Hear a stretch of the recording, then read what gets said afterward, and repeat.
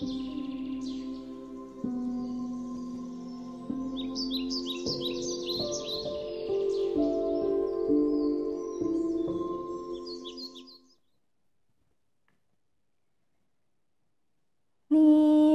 Bobo, oh Nina Bobo, kalau tidak bobo digigit nyamuk.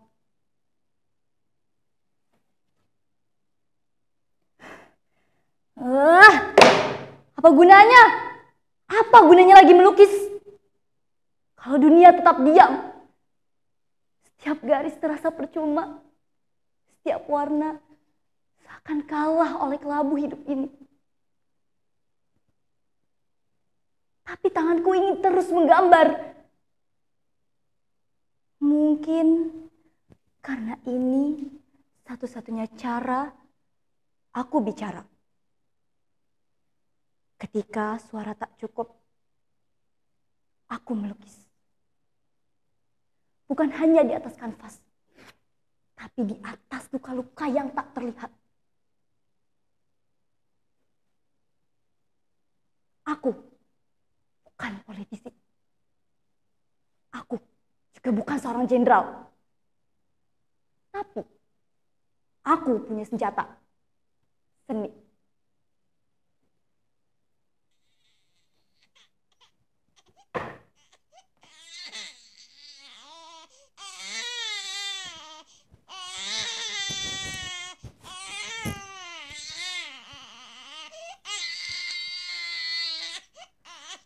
Bentar lagi, Nak. Bentar lagi. Ibu akan cari, Nak.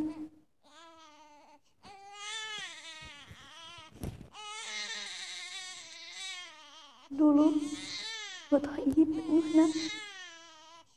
Putih, hangat, wangi. Sekarang hanya angin. Angin sengket lapar, Nak. Kemarin ibu pakai gula. Hari ini bahkan air gak tahu mau dicampur pakai apa, Nak. Maaf, Nak. Ibu cuma warisan dari pabrik batik yang mati pelan-pelan. Tahu cara mewarnai kain, tapi tidak dengan mewarnai hidup.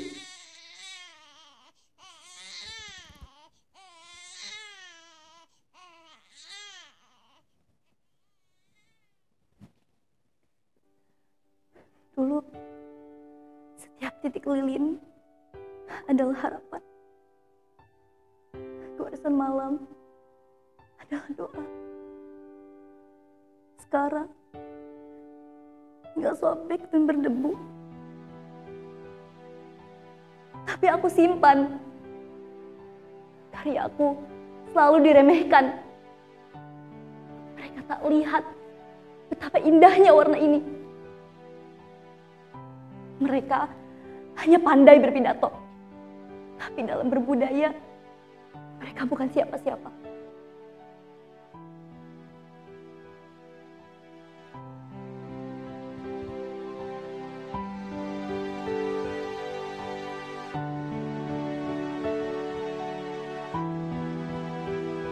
Bu, kau di dalam?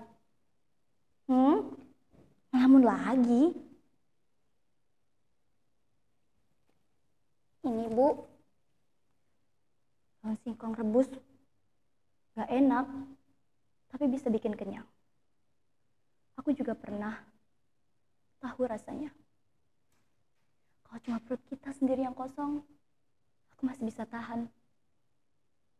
Tapi kalau perut anak kita yang menangis, rasanya seperti ditusuk dari dalam.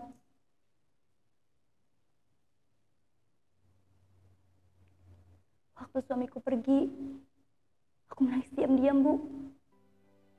Bukan karena kehilangan, tapi karena tidak bisa menjelaskan kepada anakku mengapa malah makin dingin. Dulu kita kerja di pabrik batik, ingat? Kau yang paling cepat mewarnai kain. Selempang itu, Kau masih pakai rupanya. Kita sama-sama perempuan, Bu. Sama-sama belajar tertawa sambil kelaparan. Walau kita berbeda suku, tapi kita sama-sama tinggal di negeri yang katanya kaya. Tapi sibuk membangun jalan tol ke istana, sampai lupa membangun dapur di rumah kita.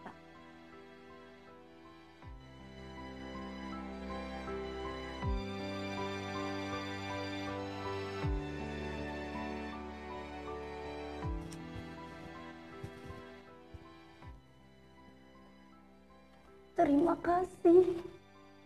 Terima kasih karena ada yang masih mengingatku.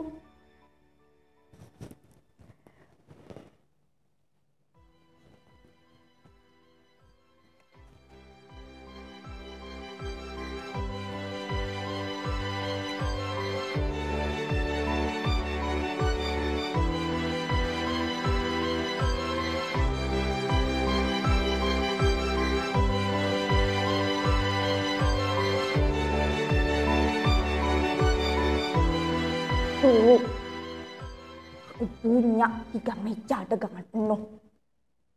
Sekarang cukup 1. Cukup untuk duduk dan menunggu. Menunggu hari berganti. Bukan hanya untuk berharap, tapi untuk bertahan.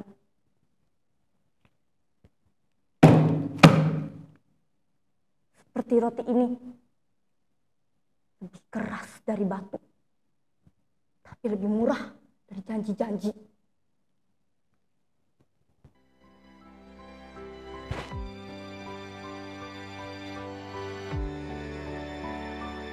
Permisi, Pak, boleh saya tukar lukisan saya dengan roti itu? Terima kasih, Pak. Saya akan terus menggerakkan tangan saya untuk memperlihatkan kita di sini, agar mereka tahu keadaan kesengsaraan kita di sini. Sebenarnya, apa yang kalian cari di negeri ini? Kemakmuran, keadilan. Kudengar itu dilirih ibu yang menidurkan anaknya tanpa segelas susu. Kulihat itu ada roti yang keras. Nah, disimpan berapa lama? Negeriku kadang terlalu bising untuk mendengar jeritan, terlalu sibuk untuk menengok luka. Tapi seni, ia tak pernah lupa. Ia mendengar yang tak terdengar.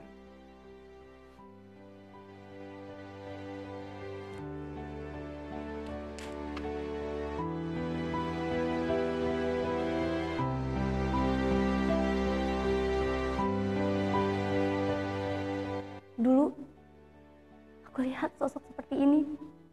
Ada rumah reot. Seorang ibu menggantikan susu dengan air gula. Itu bukan sandiwara. Itu hidupku. Kini, kulihat kembali. Wajah yang berbeda, tapi luka yang sama.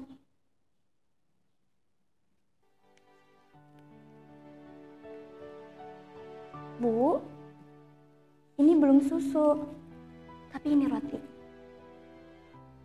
Dan ini lukisanmu. Karena wajahmu mengingatkanku pada seseorang yang menggantikan makan demi malam tanpa tangis anaknya. Kau bukan siapa-siapa, Bu. Tapi kau tak pernah luput dari ingatan anak-anakmu. Kekuatanmu pantas digantung di dinding sejarah. Aku melukis bukan karena aku pelukis, Bu. Tapi karena aku tak ingin dunia melupakanmu, Bu.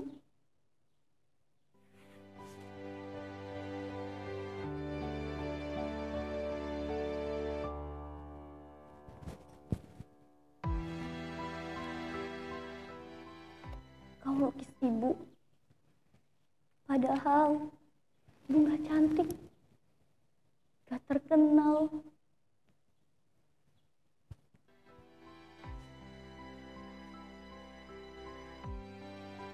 Justru kau kuat, Bu. Dan kekuatanmu itu gak boleh hilang begitu saja. Kini aku tahu setiap garis, setiap warna, setiap goresan adalah teriakan tanpa pengeras suara. Aku melukis bukan karena aku pelukis. Aku hanya seorang anak dari ibu yang membuat susu dengan air gula. Seni tak hanya memanjakan mata, ia mengguncang hati. Dan seni adalah suara saat kita dibungkam. Jadi, biarkan aku terus melukis dengan nada, dengan gerak, dan dengan cerita. Karena perubahan tak selalu datang dari meja kekuasaan, tapi dari panggung kecil, dari puisi sederhana, dan dari cinta. Cinta pada tanah air ini, cinta pada Indonesia, dan kasuara tak cukup, kita masih punya seni. Dan selama seni masih hidup, inspirasi akan menyala untuk negeri.